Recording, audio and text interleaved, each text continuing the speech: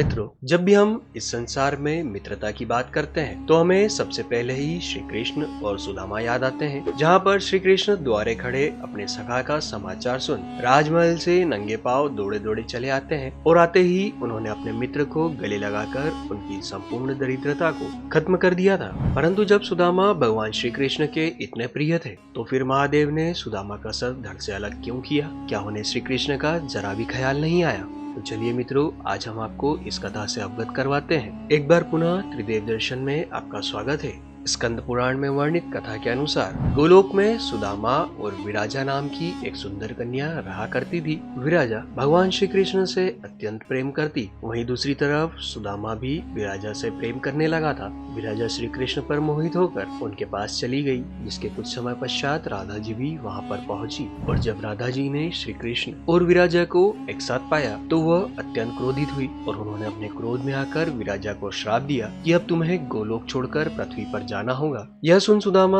अत्यंत क्रोधित हुए और उन्होंने राधा को श्राप देने की कोशिश की। यह देखकर राधा जी और अत्यंत क्रोधित होने लगी और उन्होंने क्रोध में आकर सुदामा को श्राप दिया कि तुम राक्षस योनि में जन्म लोगे। और जिस समय आने पर सुदामा ने दानवराज के यहाँ शंखचूड़ नामक पुत्र के रूप में जन्म लिया, वहीं विराजा ने भी धर्मराज के यहाँ तुलसी रूप में जन्म लिया।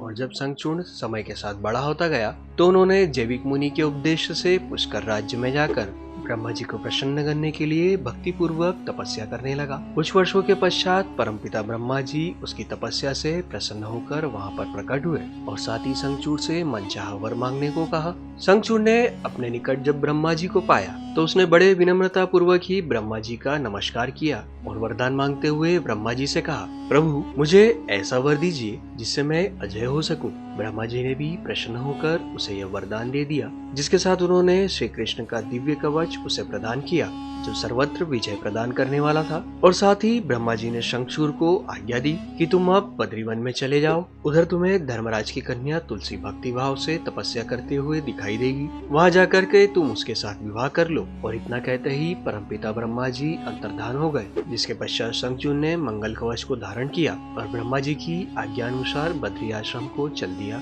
कुछ समय चलने के पश्चात शंखचूड़ एक ऐसे स्थान पर पहुंचा जहाँ पर धर्मराज की पुत्री तुलसी तप कर रही थी। सुंदरी तुलसी का स्वरूप अत्यंत मनमोहक था, जो देव रूपी स्वरूप अपनी तपस्या कर रही थी। जब शंखचूड़ की नजर तुलसी पर पड़ी तो वह कुछ समय के लिए पत्थर के समान स्थिर हो गया, मानो जैसे उपयोग संसार में और कुछ भी उसे दिखाई नहीं दे रहा। जिसके पश्चात वह अपनी मधुर वाणी में तुलसी से कहता है, हे सुंदरी, तुम कौन हो? तुम किसकी पुत्री हो? शंखचूड़ की इस मधुर वाणी को सुनकर तुलसी ने कहा, मैं धर्मराज की तपस्वी कन्या हूँ और इस वन में तप कर रही हूँ। आप कौन हैं? आप शीघ्रता पूर्वक अपने स्थान को वापस लौट जाइए, क्योंकि स्त्री ब्रह्मा आदि को भी मोह में डाल देने वाली होती है। तभी शंखचूड़ कहने लगे, हे परम सुंदरी, क्या तुम मुझे नहीं जानती हो? देवताओं में भगदड़ मचाने वाला शंखचूड़ मैं ही हूँ और पूर्व काल में श्री हरि विष्णु का परम मित्र भी मैं ही था। यह पूरा संसार मुझे सुदामा के नाम से जाना करता था, परंतु इस समय मैं राधा जी के श्राप से दानवराज शंखचूड़ के रूप में उत्पन्न हुआ हूँ। श्री कृष्ण के प्रभाव से मुझे अपने पुनर्जन्म की संपूर्ण कथाएं याद है और परमपिता ब्रह्मा जी ने भी मुझे यह आज्ञा दी है कि मैं तुमसे विवाह करूं। और जब दानवराज ने विनम्रता पूर्वक तुलसी से यह वचन कहे तब वह अत्यंत प्रसन्न हुई और मुस्कुराकर कहने लगी, आज आपने अपने शुद्ध वचनों से मुझे प्रसन्न किया है। उसी समय वहाँ पर ब्रह्मा जी प्रकट हुए और कहने लगे, तुम लोग व्यर्थ में ही अपना समय बर्बाद न करो, तुम गंधर्व विवाह की विधि से तुलसी से विवाह करो। जिसके साथ ही ब्रह्मा जी ने तुलसी से कहा, है पुत्री, तुम ऐसे गुणवान की क्या परीक्षा ले रही हो? यह तो देवताओं तथा दानवों का मर्दन करने वाला है। तुम इसके साथ संपूर्ण लोकों में सर्वदा उत्तम स्थान में विराजमान रहोगी, अर्थात मृत्यु के पश्चात तुम पुनः श्री कृष्ण को प्राप्त होगी। इतना कहते ही ब्रह्मा जी अपने धाम को वापस लौट गए। तब दानवराज ने गंधर्व विवाह की विधि से तुलसी का पानी ग्रहण किया। तत्पश्चात वह तुलसी से विवाह कर अपने धाम को लौट गया। जिसके कुछ समय के पश्चात देवगुरु शुक्राचार्य की आज्ञा से शंखचूड़ को दानवराज बना दिया गया। दानवराज बनते ही शंखचूड़ ने देवताओं पर आक्रमण शुरू कर दिया, और जो कि शंखचूड़ को ब्रह्मा जी से वरदान प्राप्त था, इसलिए कोई भी देवता उसके सामने टिक न सका। इसी वजह से सभी देवता रणभूमि छोड़ भाग खड़े हुए। देवताओं के विनाश को देखते हुए देवी भद्रकाली शंखचूड़ से युद्ध करने के लिए रणभूमि में उपस्थित हुई और उपस्थित होते ही वहाँ पर घमासान युद्ध का आरंभ हुआ। परंतु इस युद्ध के बीच में ही आकाशवाणी शुरू हो गई, हे देवी, तुम शंखचूड़ को युद्ध में पराजित नहीं कर सकती, क्योंकि यह तुम्हारे तुम्हारे लिए वैध है। जब तक शंखचूड़ के शरीर पर यह दिव्य कवच है और इसकी पत्नी तुलसी का सतीत्व अखंड है, तब तक इसे रणभूमि में कोई भी पराजित नहीं कर सकता। यह सुनते ही देवी भद्रकाली भगवान शिव के पास पहुंची, क्योंकि भगवान शिव ही इस ब्रह्मांड के विनाश करता है। देवी भद्रकाली ने जब संपूर्ण आकाशवाणी की कथा भगवान शिव को सुनाई, तो वह श्री हरि विष्णु के पास पहुंचे और उन्होंने शंखचूड़ के वध करने के लिए उन्हें प्रेरित किया। तत्पश्चात शिव की आज्ञा से श्री हरि विष्णु वहां से चले गए और वह एक वृद्ध ब्राह्मण का वेश धारण कर शंखचूड़ के निकट प्रकट हुए और शंखचूड़ से कहने लगे, हे दानवीर, इस समय मैं आपकी चौखट पे आया हूँ, तुम मुझे भिक्षा दो। जिसे सुन शंखचूड़ ने ब्राह्मण से अपनी इच्छा जताने को कहा।